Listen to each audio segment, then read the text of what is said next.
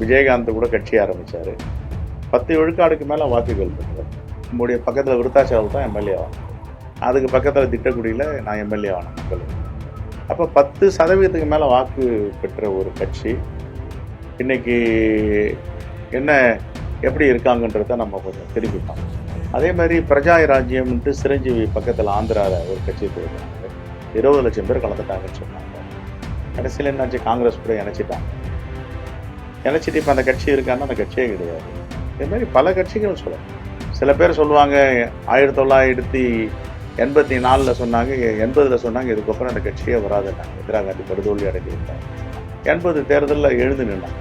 நாங்கள் யாரையாவது கொச்சைப்படுத்தி பேசுறது, சங்கடப்படுத்தி பேசுறது இப்படிலாம் யாரும் எங்களுக்கு தெரியாது. எங்களுக்கு எங்கள் மூதாதையர்கள், எங்கள் தலைவர்கள் அதெல்லாம் சொல்லிக் கொடுக்கல. அப்புறம் இரிட்டேட் பண்ணி தான் பேசணும். எங்களுக்கு கொள்கை எதிரியாக இருந்தாலும் RSS BJPயும் நாகரிகத்தோடு தான் எங்களுடைய விமர்சனத்தை வைக்கிறோம். நம்ம விஜயகாந்த் கூட கட்சி ஆரம்பித்தார். 10 விழுக்காடுக்கு மேலே வாக்குகள் பெற்றார். நம்முடைய பக்கத்தில் விருத்தாச்சலம் தான் எம்எல்ஏ ஆனார். அதுக்கு பக்கத்தில் திட்டக்குடியில் நான் எம்எல்ஏ ஆனேன் மங்களூரில். அப்போ 10% மேலே வாக்கு பெற்ற ஒரு கட்சி இன்னைக்கு என்ன எப்படி இருக்காங்கன்றத நம்ம கொஞ்சம் திரும்பி பார்க்கணும். சித்தாந்தம் நல்ல சித்தாந்தம் தான், நல்ல தான் பேசினார் அவர். நல்ல கருத்துக்கள் தான் சொன்னார். யாரையும் வசைப்பாடலை. அதே மாதிரி பிரஜா ராஜ்யம்ன்ட்டு சிரஞ்சீவி பக்கத்தில் ஆந்திராவில் ஒரு கட்சி துவக்கினார். 20 லட்சம் பேர் கலந்துட்டாங்கன்னு சொன்னாங்க. கடைசியில் என்னாச்சு, காங்கிரஸ் கூட இணைச்சிட்டாங்க. இணைச்சிட்டு இப்போ அந்த கட்சி இருக்கான்னா அந்த கட்சியே கிடையாது. இதே மாதிரி பல கட்சிகள் சொல்லலாம். சித்தாந்தத்தில் உள்ள பிடிப்பா இருக்கிற கட்சி தான். இப்போ எங்க கட்சி காங்கிரஸ் பேரியக்கம் 140 ஆண்டுகளை கடந்து இருக்குன்னா என்ன காரணம்? சித்தாந்தம் வலிமையான சித்தாந்தம், எல்லோருக்குமான கட்சி. ஆகையால அது ஆணை பலத்தோடு இருக்காது. சில பேர் சொல்லுவாங்க 1984 சொன்னாங்க, 80 சொன்னாங்க, இதுக்கப்புறம் அந்த கட்சியே வராதுன்னாங்க. இந்திரா காந்தி படுதோல்வி அடைந்து விட்டார். 80 தேர்தலில் எழுந்து நின்னாங்க. அதுக்கப்புறம் 89 தேர்தலில், 91 தேர்தலெல்லாம் 91 அப்புறம் 96 கட்சியை இனிமே காணாம போயிடலாம் சொன்னாங்க. யானை படுத்து கிடக்குது அவ்வளவுதான் அப்படின்னாங்க. எழுந்து நின்றுச்சு.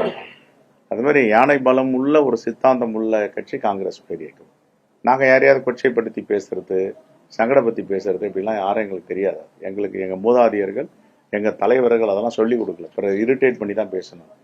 எங்களுக்கு கொள்கை எதிரியாக இருந்தாலும் RSS BJPயும் நாகரிகத்தோடு தான் எங்களுடைய விமர்சனத்தை வைக்கிறோம். ஆட்சியில் பங்குன்ற முழக்கம் வந்ததுக்கு அப்புறம் எல்லா கட்சியும் தங்களோட பலத்தை நிர்வகிக்கிறது தொகுதியில் அதிக ஒரு இடம் கேட்போம் அப்படின்றாங்க. காங்கிரஸ் அதிகப்பட்டு கேட்கணும். இது காங்கிரஸை பொறுத்த வரைக்கும் இது அகில இந்திய காங்கிரஸ் பேரியக்கத்துடைய இயக்கம், all India party. All India party வழிகாட்டுதலும் கொள்கை கோட்பாடையும் சுற்றுறவங்க எங்களுக்கு மேலே டெல்லியில தான். அவங்க என்ன வழிகாட்டுதல் சொல்றாங்க, அந்த வழிகாட்டுதலில் தமிழ்நாடு யூனிட் செயல்படும். நீங்க மாநில தலைவராக இருக்கீங்க, உங்களுடைய பேச்சு கண்டிப்பா அவங்க கேட்பாங்க. என்னுடைய கருத்தை சொல்லுவேன், அவங்களுடைய கருத்தையும் கேட்டுக்குவேன். ஒட்டுமொத்தமாக ஒரு முடிவு எடுப்பாங்க. ஆனால் வழிகாட்டுறது யாரு? அவங்க தான் மூத்தவர்கள், முதியவர்கள், அகில இந்திய காங்கிரஸ் கமிட்டி தலைவர்கள். அவர்கள் வழிகாட்டுதலில் தான் நாங்கள் இங்கே ரியாக்ட் பண்ணுவோம்.